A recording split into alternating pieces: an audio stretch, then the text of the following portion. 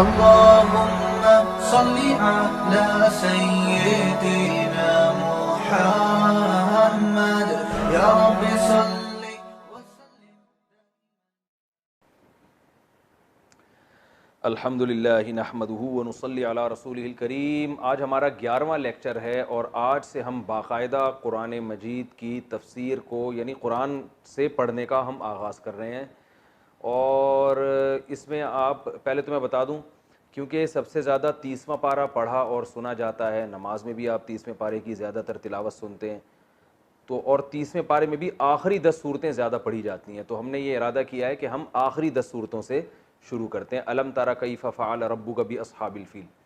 तो इसमें आपने एक काम ये करना है कि इस दर्स में आपने एक तो कॉपी पेंसिल कॉपी पेन लेके अपना रजिस्टर लेके बैठना है। तो जो जो मैं यहाँ पर चीज़ें लिखवाऊँगा वो आपने अपनी डायरी में अपने मुबारक हाथों से लिखनी है ताकि आपको याद रहें। दूसरा, आपने कुरान सामने रखना है और ये जहन में रखिए कि जब भी आप कुरान मजीद की तिलावत करें ना, तो ज़िंदगी भर के लिए एक जैसा कुरान ही आपने रखा है। कुरान जो है ना, मुख्तलिफ़ किस्म के छापे होते हैं, बाज़ 15 लाइनों वाले, बाज़ 16 लाइनों वाले। तो ये बात जहन में रखें, हाफिज़ों की आदत होती है कि जिस कुरान से वो याद करते हैं तो फिर पूरे ज़िंदगी वही कुरान उनके हाथ में होता है, यानी 15 लाइनों वाला, क्योंकि उसमें ये होता है कि ये वाली आयत यहाँ से शुरू हो रही है, यहाँ ख़त्म हो रही है, ये पेज यहाँ से शुरू होकर यहाँ ख़त्म हो रहा है। तो पूरी ज़िंदगी के लिए उनके जहन में एक बैठ जाता है कि जो मैं तिलावत कर रहा हूँ ना, ये फ़लाँ लाइन चल रही है कुरान मजीद की। तो जैसे हाफिज़ कुरान मजीद एक जैसा रखते हैं हमेशा के लिए, मैंने 15 लाइनों वाले कुरान से हिफ्ज़ किया है तो मैं हमेशा 15 लाइनों वाले कुरान पे ही तिलावत करता हूँ। और अपने बच्चों को भी मैंने, जो मेरे बच्चे हिफ्ज़ कर रहे हैं, अल्लाह ताला उनको हाफिज़ बनाए, उनको भी मैंने 15 लाइनों वाले कुरान पे लगाया है ताकि मुझे सुनने में भी आसानी हो। कभी मैं उनका कुरान सुनूंगा तो मुझे पता होगा कि हमारी यानी जो सोच है ना वो सेम है, वो किस लाइन पे चल रहे हैं, मुझे पता होगा ये वाली लाइन वहाँ है। तो आप 15 लाइन या 16 लाइन कोई भी एक कुरान मुतय्यन करें, चाहे आपने कुरान हिफ्ज़ ना भी करना हो तो तिलावत ही हमेशा कुरान से किया करें, क्योंकि ना वो लाशूरी तौर पर वो आयतें आपके जहन में बैठ जाएंगी और आपको पता होगा कि ये वाले पेज के इस जगह पर ये आयत चल रही है, ये लाशूर में बैठ जाती है बात।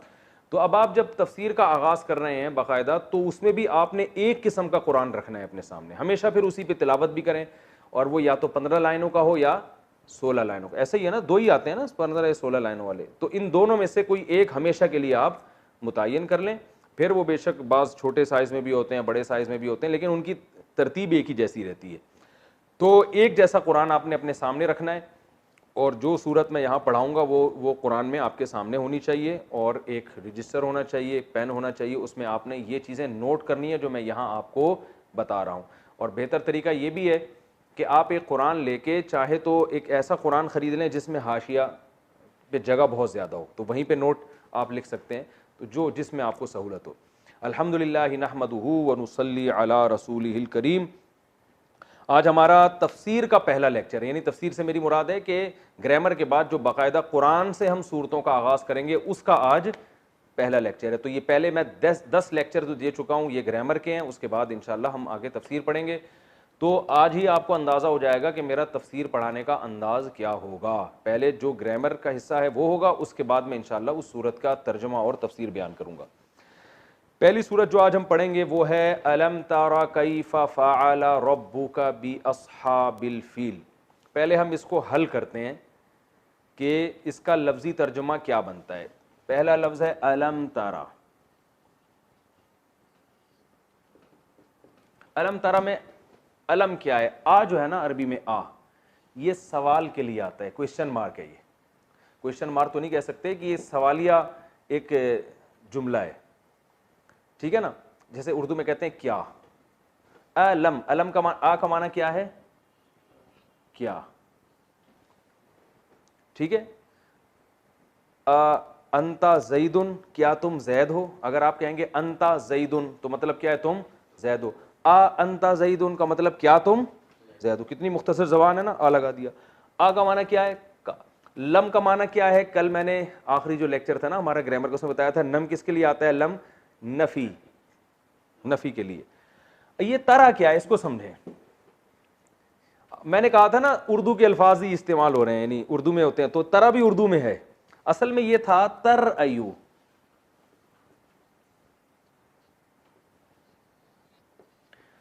ये किससे मिलता जुलता है? तजरिबू या तस्माऊ की तरह, तस्माऊ।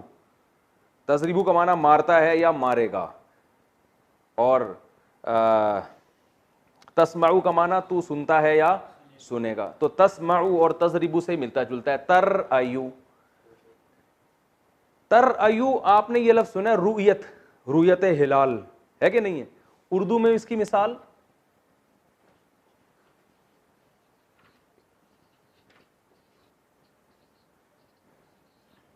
रुयत हिलाल,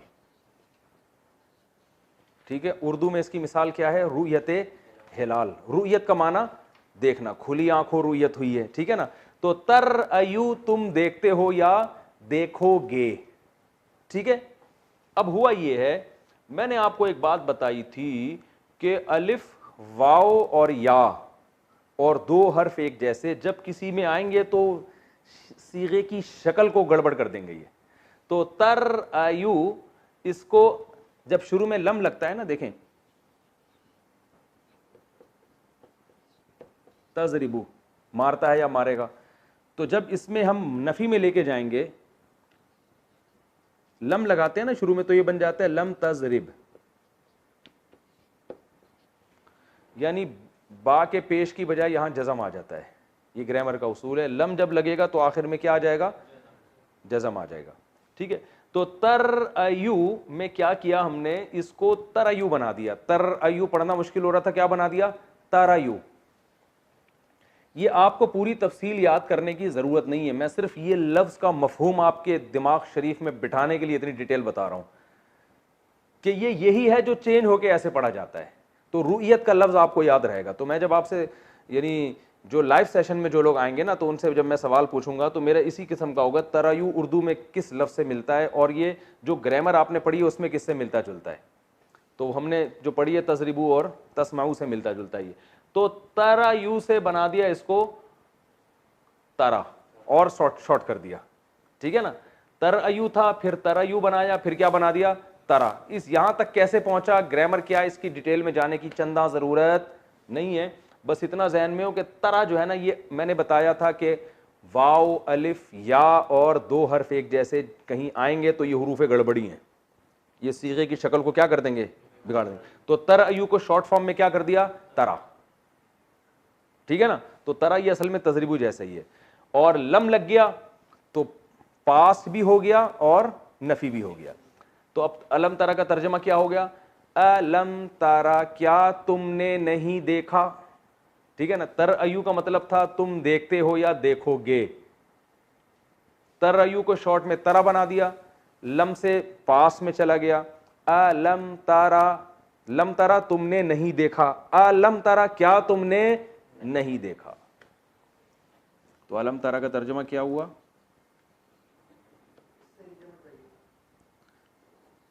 क्या तुमने या आपने,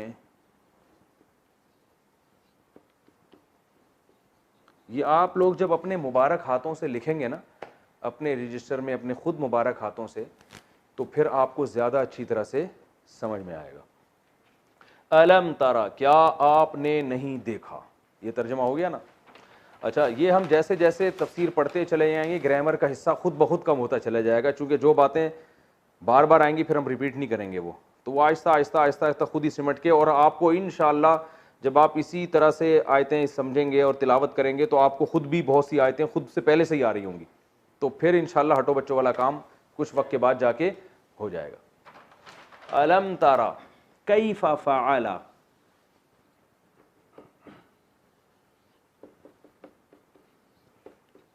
बहुत मजेदार जुमला है ये, बहुत आसान है। कैफा कैसे, अरबी में पूछते हैं कैफा हालुक, क्या हाल है भाई। उर्दू में लफ्ज़ है कैफियत, बताएं। कैफियत है ना, यानी कैसा, क्या बुखार की कैफियत तो बताएं आप। यार मेरी तो बड़ी अजीब कैफियत थी ये मंजर देखकर। कैफियत का मतलब हालत, यानी कैसा था मैं, ये बड़ी अजीब थी, अजीब चीज थी। तो कैफा का माना कैसा, कैफा हालुका से आपको रहेगा। कई उर्दू में इसकी मिसाल है, यानी ये अरबी का लफ्ज़ उर्दू में बहुत इस्तेमाल होता है ना, कैफा हालुक, क्या हाल है भाईजान, ठीक ठाक हो। कैफा का माना कैसा। फ़अला फ़ेल से निकला है, उर्दू में इस्तेमाल होता है, फ़ेल काम को कहते हैं। फ़अला किससे मिलता जुलता है? ज़रबा। फ़अला जैसे ज़रबा का माना उसने मारा, फ़ाला का माना उसने किया, रब्बू का, रब का माना, रब का माना तू, रब्बू का तेरा रब, जैसे मैंने बताया ना गुलामू ज़ैदिन, जैद का गुलाम, तो रब्बू का तेरा रब। कितना आसान है और रह किया गया भाई, बिल्कुल सेम उर्दू। कैफा फ़अला रब्बू का, कैसा किया तेरे रब ने, बी अस्हाबिल फील,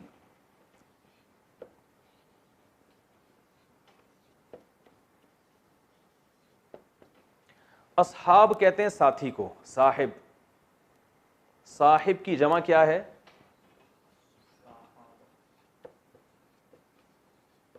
अस्हाब, ठीक है ना। कौल की जमा अकवाल आती है ना, अकवाल हैं, बुजुर्गों के अकवाल भी होते हैं, तो कौल की जमा अकवाल, तो अकवाल अफ़आल का जो लफ्ज़ है ना ये प्लूरल के माना में आता है। साहिब की जमा अस्हाब, और साहिब किसे कहते हैं, साथ रहने वाला, सोहबत से निकला है ये, सोहबत से निकला है ये, ठीक है। उर्दू में लफ्ज़ है सोहबत का माना साथ रहना, भाई बुजुर्गों की सोहबत उठानी चाहिए, उनके साथ रहना चाहिए, तो साहिब साथ रहने वाला।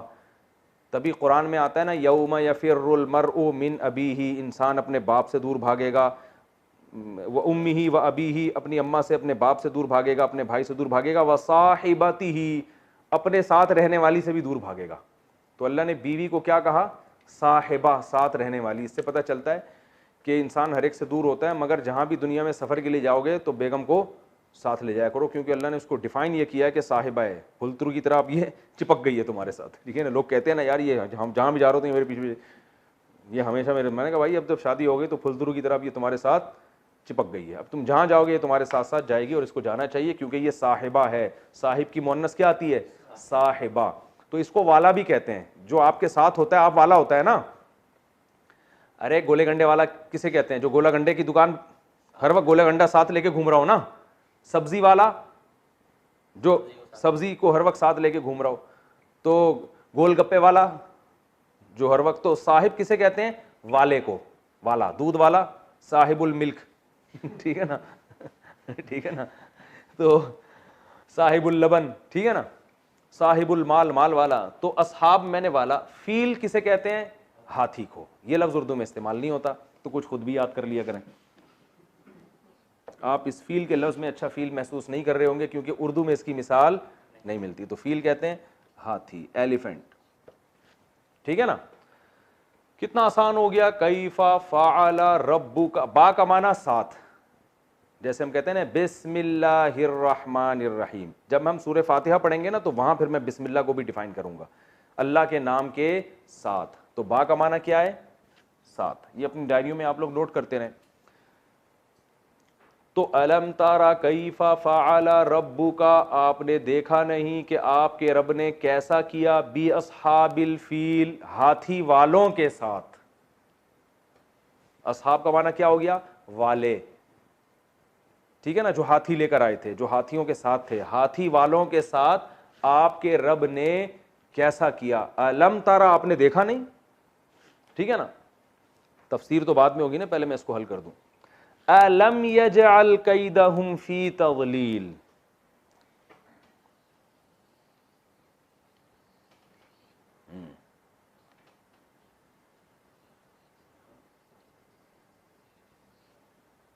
अलम यजअल, आ का माना वही है, लम का माना नहीं। यजअल यसमाऊ की तरह। जाला का माना होता है बनाना, जाला का माना क्या होता है, बनाना। तो यजअल बनाता है, लम यजअल नहीं बनाया। अलम यजअल, क्या नहीं बनाया उसने, कैदहुम, कैद कहते हैं तदबीर को।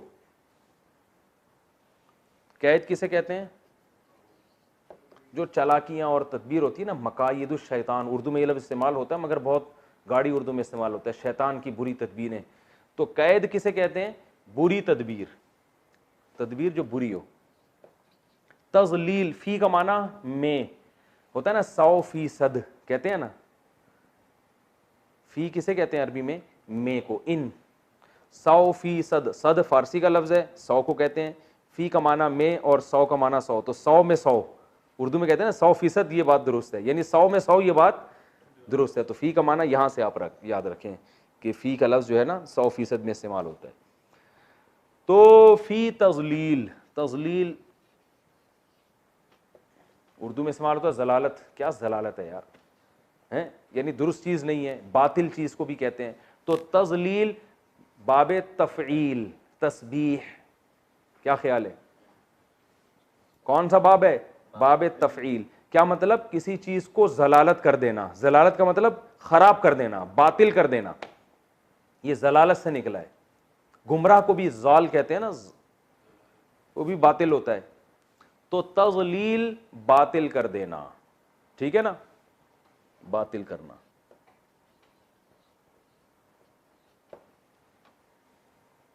ठीक है, उर्दू में इसकी मिसाल ज़लालत। खूर्दबीन भी लेके बैठा करें आप लोग अपने साथ, ठीक है ना। बाज़ दफ़ा छोटे अल्फाज लिखता हूँ तो एक बड़े नंबर का चश्मा लगाया, वो देखा, ठीक है। हमारा स्टाइल यही है भाई, समझ में आ रहा है, ठीक है, नहीं आ रहा तो निकलो पतली गली से।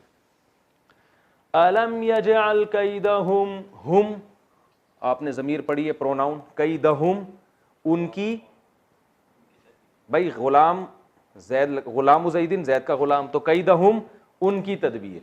अल्लाह फरमाते हैं अलम यजअल, क्या नहीं बनाया, उस अल्लाह ने, अल्लाह की बात हो रही है ना, कैदहुम उनकी बुरी तदबीर को, फी तजलील बातिल करने में, यानी क्या अल्लाह ने उनकी तदबीर को बातिल नहीं कर दिया, ये इसका बामुहारा तर्जुमा होगा। क्या आपने नहीं देखा कि तेरे रब ने हाथी वालों के साथ क्या किया, क्या उस रब ने उन लोगों की तदबीर को बातिल नहीं कर दिया, यानी उनकी तदबीर को जलालत में नहीं डाल दिया, ठीक है ना, उनकी तदबीर को बातिल होने में नहीं डाल दिया। तो एक होता है लफ्जी तर्जुमा, एक होता है हासिल यानी बामुहावरा सलेस तर्जुमा। वो क्या है कि क्या अल्लाह ने उनकी तदबीर को ख़राब नहीं कर दिया। व अरसला अलैहिम तैरन अबाबील, ज़बरदस्त।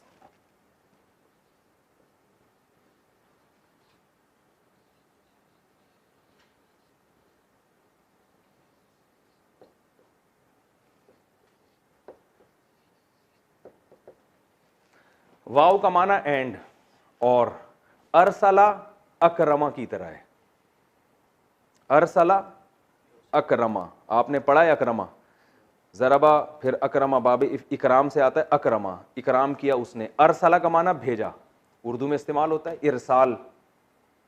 वैसे तो पार्सल भी कहते हैं ना, वो इंग्लिश से निकला, लेकिन वो भी मिलता जुलता है, पार्सल, पार्सल कर यार इधर भेज, इरसाल, ठीक है ना। रिसाला आया है मेरे पास, कहते हैं ना, रिसाला वो चीज़ होती है जो किसी ने भेजी। रसूल, रसूल को रसूल क्यों कहते हैं, अल्लाह ने उनको भेजा है, अल्लाह का पैगंबर बन के आए हैं, तो कासिद बन के आए। तो अरसला का माना क्या हुआ, भेजना, रिसालत से निकला है। अरसला भेजा उस अल्लाह ने, अरसला भेजा उस अल्लाह ने, अलैहिम, अला का माना होता है पर, अला का माना क्या होता है, ये पर का माना वो परिंदों के पर नहीं, किसी चीज के ऊपर। जब अलैहिम, हिम जमीर, हुआ हुमा हुम, ऐसे आता है ना, हुम और हिम एक ही चीज है, उन सब मर्दों के लिए, तो उन सब लोगों पर। तैरन परिंदे को कहते हैं, उर्दू में इस्तेमाल होता है तैयारा, एक तैयारा गिर के तबाह हो गया, कहते हैं कि नहीं कहते, तो तैयारे को तैयारा क्यों कहते हैं, उड़ रहा होता है।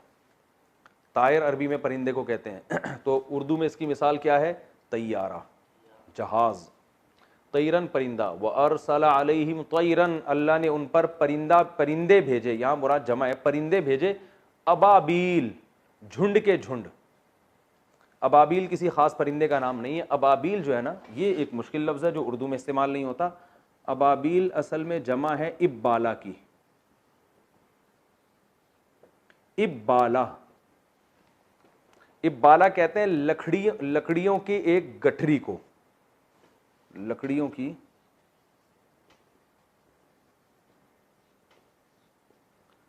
गठड़ी,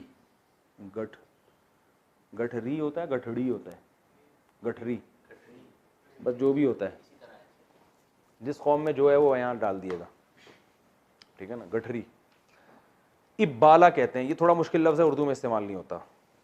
लकड़ियों की गठरी, इसकी जमा आती है अबाबील। जमा क्या है? अबाबील, ठीक है ना। तो लकड़ियों की गठरियों का एक पूरा मजमुआ, ठीक है ना। तो अल्लाह फरमाते हैं अल्लाह ने उन पे परिंदे भेजे, यानी गोया पूरी, यहां मुराद लकड़ियों की गठरियां नहीं है, क्योंकि परिंदों का जिक्र हो गया तो मुराद क्या हो गया? परिंदों की पूरी गठरियां। अब ये कुरान की बलागत है कि परिंदों को गठरियों से ताबीर इसलिए किया कि जैसे गठरियां लकड़ियों की जो गठरियों को बांध के इकट्ठा करते हैं ना, तो एक दूसरे में घुसी भी होती हैं। तो इतने ज्यादा परिंदे थे गोया एक दूसरे में घुसे हुए, तो उनकी एक गठरी नहीं बल्कि अबाबील गठरियां, यानी परिंदों के गौल के गौल। एक गौल तो एक गठरी हो गया ना, और बहुत सारे गौल गठरियां। तो इसलिए इसका तर्जमा क्या किया जाता है? अल्लाह ने उन पर परिंदे भेजे गौल के गौल। दागा दे, मजा आया तर्जमा में?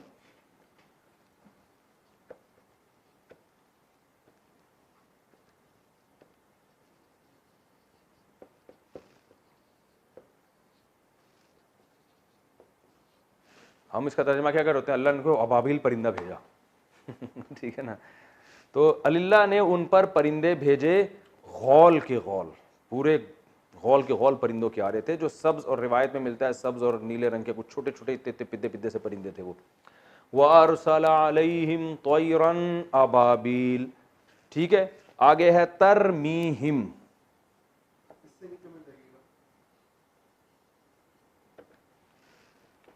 तरमी, पहले हम तरमी को करते हैं, हिम को बाद में। हिम का मतलब तो वो सब आसान है। तरमी क्या है? तरमीयू, तरमीयू किससे मिलता है? तजरिबू, बेहतरीन।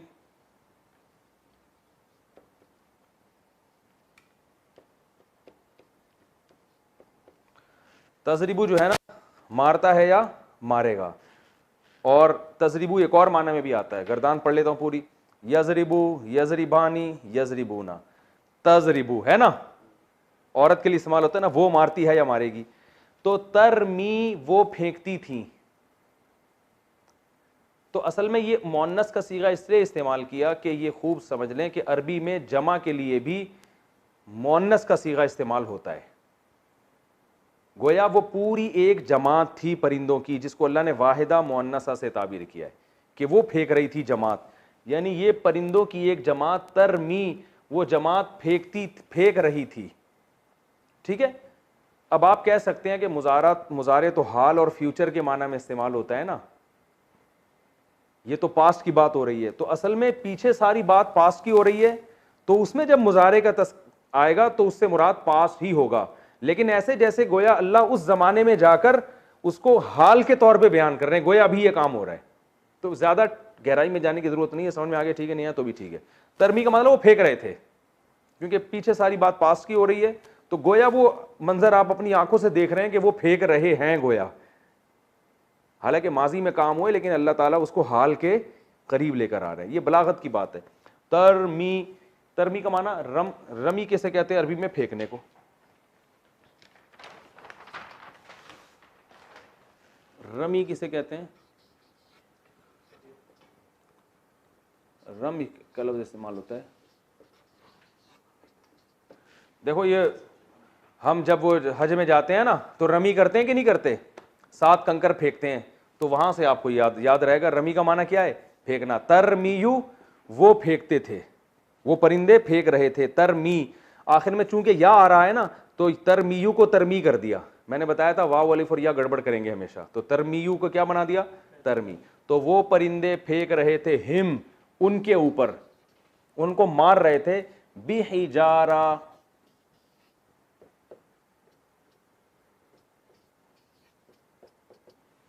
पत्थर के साथ। हिजारा अरबी में कहते हैं पत्थर को, हजर भी कहते हैं ना। हजर किसे कहते हैं? ये लफ्ज उर्दू में तो इस्तेमाल नहीं होता। हजर, हजर अस्वद जिंदाबाद, उर्दू में इस्तेमाल हो रहा है भाई। हजर अस्वद काला पत्थर, तो हजर किसे कहते हैं? पत्थर को। हिजारा भी पत्थर को।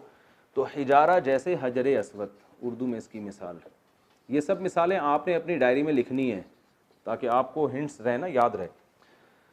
हिजारा पत्थर, बी का माना 7, सिज्जील, मिन का माना से, मिन सिज्जील, मिन का माना, ये लफ्ज बहुत ज्यादा इस्तेमाल होगा। मिन का माना क्या है? से। सिज्जील ये लफ्ज उर्दू में इस्तेमाल नहीं होता, इसका तर्जमा मैं आपको बताता हूँ। सिज्जील कहते हैं मिट्टी का बना हुआ, जो सख्त मिट्टी का बना हुआ पत्थर होता है ना, जो आग में जला के जिसको पत्थर जैसा बना दिया हो, उसको कहते हैं। ठीक है ना, मिट्टी गूंदी हुई सख्त पत्थर की तरह आग में पकी हुई।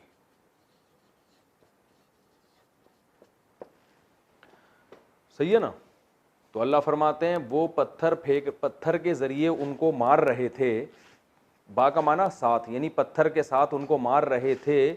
ऐसे पत्थर मिन सिज्जील, जो सख्त मिट्टी के कंकर जो होते हैं ना पके हुए, उन उसकी जिन्स में से थे, उसकी किस्म में से, यानी उन पत्थरों में से वो पत्थर थे। तो अल्लाह ने उनके हाथ में परिंदों की चोंचों में छोटे छोटे ना, मुफस्सिरीन ने लिखा है कि मसूर की दाल के बराबर या चने की दाल के बराबर पकी हुई मिट्टी के सख्त जैसे पत्थर होते हैं ना, वो छोटे छोटे कंकरियां उस पर फेंकते थे वो उनके ऊपर। ऐसी फायरिंग हो रही थी उनके ऊपर इतनी छोटी छोटी चीज़ों के जरिए। तरमीहिम वो फेंक रहे थे, बिहिजारतिन उनको मार रहे थे पत्थर के साथ, ऐसे पत्थर जो मिट्टी की बने हुए पत्थर थे। ठीक है ना। आगे फजअलहुम,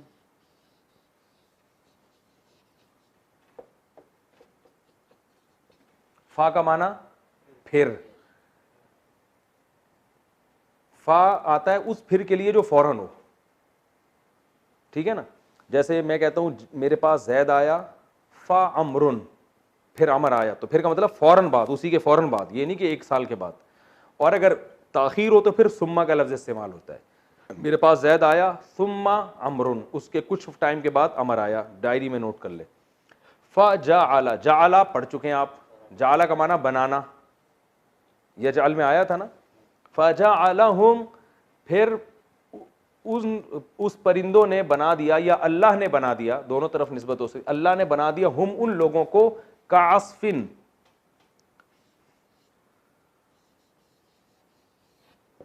काफ का माना होता है तरह। जैसे हम कहते हैं जैदुन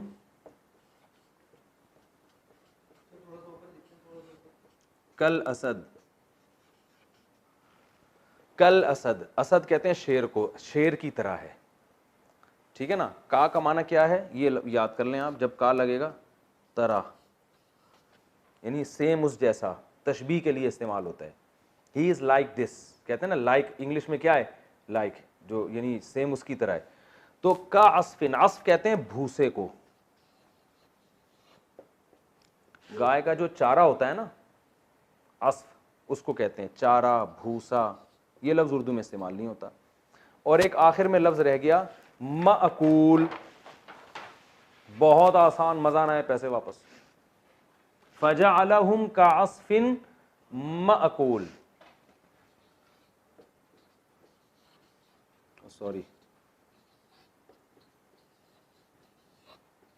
माकूल, माकूल क्या है? अकल से। अकल किसे कहते हैं? खाना, अकलो शुर्ब कहते हैं ना। तो अकाला माजी है जरबा की तरह, या अकुलू यनसुरू की तरह, वो खाता है या खाएगा। आकिलुन कातिलुन की तरह, खाने वाला। और माकूलुन मकतूलुन की तरह, जिसको खाया जाए। ये हो गया ना माकूल।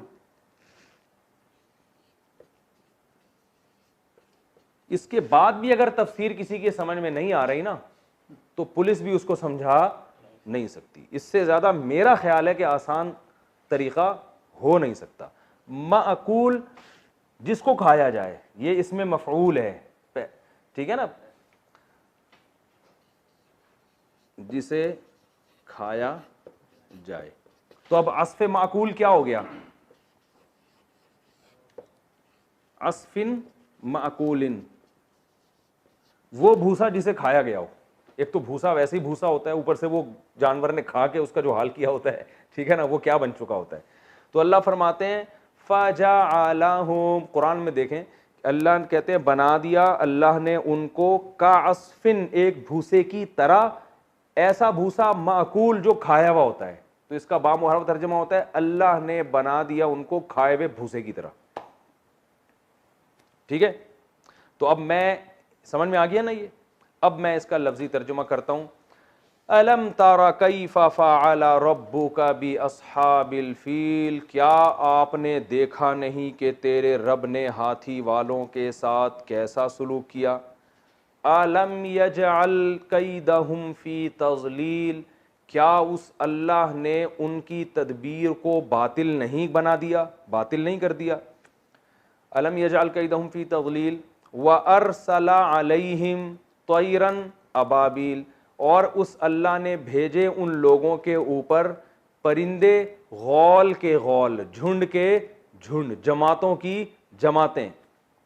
तरमीहिम, वो परिंदे फेंक रहे थे उन लोगों के ऊपर बिहिजारतिन, ऐसे पत्थरों के साथ, यानी तरमी का माना फायरिंग कर रहे थे, फेंक रहे थे ऐसे पत्थरों के साथ, बिहिजारतिन, ऐसे पत्थरों के साथ, मिन सिज्जील, जो सिज्जील के पत्थर थे, यानी सख्त मिट्टी के जैसे पत्थर होते हैं ना, वो वाले पत्थर थे। फजअलहुम, पस, फा का माना होता है पस, पस बना दिया अल्लाह ने उनको का अस्फिन, एक भूसे की तरह, माकूल, खाया हुआ भूसा, ऐसे बना दिया जैसे खाया हुआ भूस होता है। ये इस आयत का लफ्जी तर्जमा है। ठीक है भाई, कितना टाइम रह गया? 9 मिनट। हम इसकी तफसीर भी कंप्लीट कर देते हैं, बहुत आसान है। हुआ ये था कि रसूलुल्लाह सल्लल्लाहु अलैहि वसल्लम की विलादत से 50 दिन पहले ये हुआ कि यमन में जो हबशा का बादशाह था ना, हबशा के बादशाह का गवर्नर था यमन में, उसका नाम था अबरेहा। वो था ईसाई, सारे ईसाई थे उस वक्त, इन इलाकों के जितने लोग थे। उसने एक कनीसा बनाया, चर्च बनाया। अब जाहिर है चर्च में वो रश उस दौर में भी नहीं होता था जो बैतुल्ला में होता है।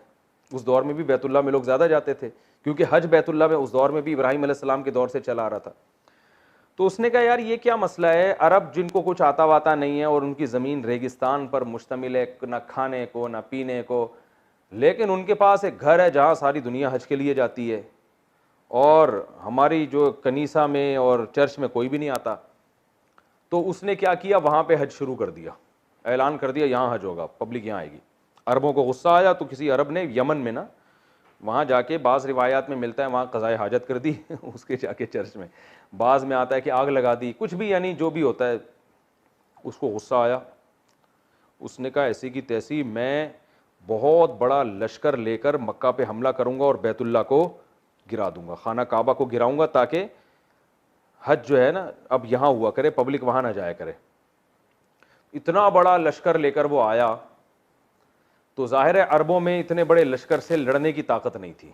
तो अबरेहा ने, क्योंकि उस वक्त नबी सल्लल्लाहु अलैहि वसल्लम के दादा हज़रत अब्दुल मुत्तलिब वो बैतुल्ला के मुतवल्ली थे, रखवाले थे, बैतुल्ला की हिफाजत में मामून थे, और उनको इसी वजह से फजीलत हासिल थी।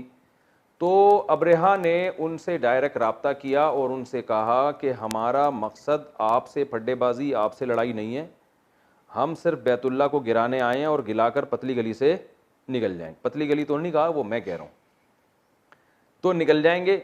अब्दुल मुत्तलिब ने देखा कि इतना बड़ा लश्कर है, हम में इससे लड़ने की ताकत नहीं है। तो अब्दुल मुत्तलिब ने ये इरादा किया कि भाई हम नहीं लड़ सकते इनसे, और ये भी कहा कि अल्लाह का घर है, अल्लाह इसकी हिफाजत करेगा। और वो अब्दुल मुत्तलिब के ऊँट भी ले गया था, लड़ाई के दौरान आया ना, पहले हमला किया तो ऊँट ले गया। तो अब्दुल मुत्तलिब ने उनसे ऊँट छुड़वा लिए, कहा कि भाई ये मेरे हैं, मैं इसका मुतालबा करता हूँ, बाकी रहा तक जहाँ तक घर का मामला है अल्लाह के घर का, तो अल्लाह है जो इसकी हिफाजत खुद करेगा, अल्लाह का घर है। क्योंकि असबाब की दुनिया में उनमें लड़ने की ताकत थी नहीं, उनको पता था हम लड़ेंगे तो मारे जाएंगे सारे। अबरेहा के पास थे बहुत बड़े बड़े हाथी, और अरब हाथियों की जंग से वैसे भी मानूस नहीं थे, वो तो घोड़े की लड़ाइयों के आदी थे, हाथी तो वो देखे नहीं थे उन लोगों ने कभी। आज भी अरब के रेगिस्तानों में हाथी की तो खुराक इतनी होती है, उसको तो बहुत ज़्यादा घास चाहिए और बहुत खुराक चाहिए उसको, बहुत ज़्यादा। तो जब वो ताइफ के रास्ते से आ रहा था तो उन्होंने वादी मुहस्सिर में एक पड़ाव डाला, और अब्दुल मुत्तलिब अपने जो है ना लोगों को लेकर पहाड़ों के किनारों पे चले गए कि देखें अल्लाह अपने घर की कैसे हिफाजत करता है। तो जब वो वादी मुहस्सिर पे उन्होंने पड़ाव डाला तो क्या हुआ कि अल्लाह ताला ने ये परिंदे भेजे जिसका अल्लाह कुरान में तज़किरा कर रहे हैं, अलम तारा कैफ़ फ़अल रब्बुका बि अस्हाबिल फ़ील। ए नबी, इससे खिताब नबी को भी हो सकता है, जो भी कुरान की तिलावत कर रहा है हर एक को खिताब हो सकता है कि क्या तूने देखा नहीं, तारा का माना क्या तुमने देखा नहीं कि रब ने अस्हाब फ़ील वालों के साथ क्या किया। देखा का लफ्ज़ इससे इस्तेमाल किया कि ये इतना मुतवातिर वाक़या था कि गोया जिसने नहीं भी देखा उसने अपनी आंखों से देखा है, क्योंकि बहुत बड़ा वाक़या हुआ था तो उस वक्त बहुत ज़्यादा शोहरत हो गई थी इस वाक़े की। जब क्योंकि अल्लाह ने जो परिंदे भेजे ना छोटे छोटे, उन्होंने जब कंकर मारे तो वो कंकर उनके पूरी सर से घुस के नीचे तक आर पार हो जाते थे और उनको ऐसा जिस्म गलने लगता था, सड़ जाता था पूरा, जैसे खाया हुआ भूस। अल्लाह ने मिसाल दी है ना मुर्दा लाशें। तो उनमें बहुत सारे तो मर गए, बहुत सारे भाग गए। तो अल्लाह ने भागने में भी उनको इसलिए भागने दिया कि कुछ जाके अपनी कौम को बताएं कि हमारे साथ हशर क्या हुआ है। तो जो भागे वो भी बिलाखिर कुछ वक्त के बाद बीमारी में, वबा में मुब्तला होकर, यानी उसी से एक ऐसे जरासीम उनके बॉडी में फैल गए, वो भी मर गए। और मदीना में बहुत से लोग थे जो मक्का में, जो उसके लश्कर के बचे हुए लोग थे, वो नाबीना हो गए थे। और अहादीस में ये बात साबित है, सहाबा बयान करते हैं जिन सहाबा ने उनको देखा कि वो कहते हैं हमने उनको मक्का की गलियों में भीख मांगते हुए देखा। कुछ नाबीना हो गए, अंधे हो गए, बाज के गोश गल गए। तो बहुत बड़ी तादाद तो हाथियों समेत मर गई, कुछ तादाद भाग गई, कुछ मक्का में ही रह गई, वो भागने के काबिल भी नहीं बची। तो उनको अरबों ने भी देखा। तो ये वाक़या बहुत तवातुर के साथ अरब में मशहूर था। और उसी के 50 दिन के बाद आप सल्लल्लाहु अलैहि वसल्लम की विलादत, ये वाक़या मुहर्रम में हुआ और आपकी विलादत रबीउल अव्वल में हुई है। तो ये अल्लाह ने आप सल्लल्लाहु अलैहि वसल्लम के दुनिया में आने से पहले एक मोजज़े को ज़ाहिर किया। तो याद रखें, इसका ये मतलब नहीं है कि जो भी बैतुल्लाह पे कोई गिराने की कोशिश करेगा तो अल्लाह ऊपर से अबाबील भेजेंगे, ये एक वाक़या हो गया। तो वरना दुनिया ये असबाब की दुनिया है, कभी अल्लाह मोजज़ा दिखाते हैं, कभी नहीं दिखाते। उसके बाद बैतुल्लाह पर हमले हुए हैं, जो बैतुल्लाह बाकायदा ढाया है। बाज़ जो है वो बनु उमय्या की खिलाफत के दौर में जब हज़रत अब्दुल्ला बिन ज़ुबैर की खिलाफत कायम हुई, तो अब्दुल्ला बिन ज़ुबैर की जो खिलाफत है उसको ख़त्म करने के लिए जो बनु उमय्या के लोगों ने हमला किया, उसमें बैतुल्ला भी की दीवारें भी गिरी थीं। तो ये इसलिए कह रहा हूँ कि एथियस और जो मज़हब मुखालिफ लोग हैं वो ये कह सकते हैं कि बैतुल्ला को अल्लाह ना करे कोई कोई गिराना चाहे तो कोई ऊपर से फरिश्ते नहीं आते। तो अल्लाह ने कभी नहीं वादा किया कि जब भी कुछ ऐसा करोगे तो फरिश्ते आएंगे। हदीस में आता है क़ुर्ब क़यामत में बैतुल्ला को ढा दिया जाएगा, हज बंद हो जाएगा। तो लेकिन कभी अल्लाह अपनी कुदरत दिखा देता है। तो इसलिए बैतुल्लाह की हिफाजत हमारी जिम्मेदारी है। ऐसा नहीं है कि हम भी अब्दुल मुत्तलिब की तरह कि भाई अल्लाह बचाएगा, तो वो तो ठीक है अल्लाह ने बचा लिया, लेकिन अल्लाह ने हमें मुकल्लफ बनाया कि बैतुल्लाह की तरफ किसी को टेढ़ी आंख उठाने मत दो। और अगर कोई हमले की कोशिश करता है तो हमने अबाबील का इंतजार नहीं करना, हमने जाके बचाने की कोशिश करनी है, क्योंकि ये दुनिया दारुल असबाब है। यहाँ जो जो असबाब में जो कुछ होता है वो होगा यहाँ पे। तो कभी अल्लाह अपना कुदरत जाहिर कर देते हैं, तो जैसे यहाँ अल्लाह ने जाहिर की ताकि इस बैतुल्लाह की अजमत और ज़्यादा दिलों में बैठ जाए।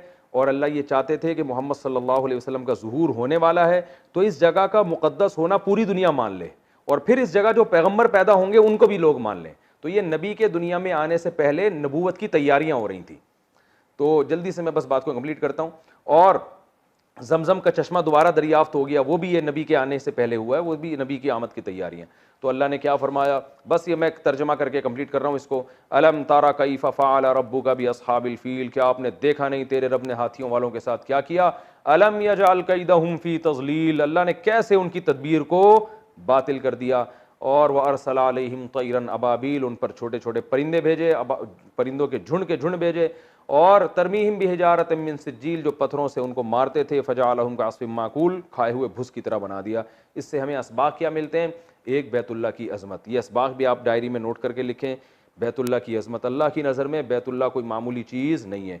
दूसरी बात, नबी सल्लल्लाहु अलैहि वसल्लम की आमद और आपकी नबूवत की भी ये दलील है, ये वाक़या कि ये वाक़या जो है नबी सल्लल्लाहु अलैहि वसल्लम के आने से पहले आपकी अजमत को जाहिर करने के लिए किया गया। दूसरा सबक ये मिलता है। तीसरा सबक, अल्लाह कुछ करने में असबाब का मोहताज नहीं। आज ये वायरस, कोरोना वायरस फैला हुआ है ना दुनिया में, पूरी ताकतें जनाब, बड़ी बड़ी ताकतें हथियार डाल चुकी हैं। एक छोटे सी अल्लाह ने, अबाबिल तो फिर भी इतना बड़ा परिंदा था ना, ये तो बैक्टीरिया जो आम वायरस होता है उससे भी 200 गुना से भी ज़्यादा छोटा है। तो ये इतने से वायरस ने पूरी दुनिया को हिला दिया। तो आप सब कुछ असबाब और वसाइल पे तवक्कुल करके नहीं बैठ सकते, आपको असबाब भी इख्तियार करने हैं। नज़र किस पे रखनी है, अल्लाह पे। वो चाहेगा तो हिफाजत होगी, नहीं चाहेगा तो कुछ भी नहीं हो सकता। आपकी साइंस टेक्नोलॉजी सारी धरी की धरी रह जाएगी। तो अल्लाह जब चाहता है अपने बंदों की हिफाजत करता है, परिंदों के ज़रिए भी। देखें, अल्लाह तोपे भी भेज सकता था आसमान से, लेकिन अल्लाह ने परिंदे भेजे, ये बताने के लिए भाई तुम हमारे परिंदों का भी मुकाबला नहीं कर सकते, तो हमारे फरिश्तों का कहाँ से मुकाबला करोगे। तो ये इस सूरत में हमें असबाब मिलते हैं और हमें इसमें सबक मिलता है कि हम अल्लाह की नाफरमानी से बचें। और फिर हमें रिज़्क़ की तंगी का खौफ हो तो अल्लाह पे नज़र रखें कि भाई अल्लाह कुछ करने में असबाब का मोहताज नहीं है। इज़्ज़त भी वो बग़ैर सबब के दे सकता है, पैसा भी दे सकता है। तो सबसे पहले अल्लाह को राज़ी करना है, बाकी सारे काम बात के हैं। अल्लाह ताला समझने की, अमल करने की तौफ़ीक़ अता फ़रमाए। कल जो हम दर्स पढ़ेंगे इंशाअल्लाह ली इलाफ़ी कुरैशिन का पढ़ेंगे।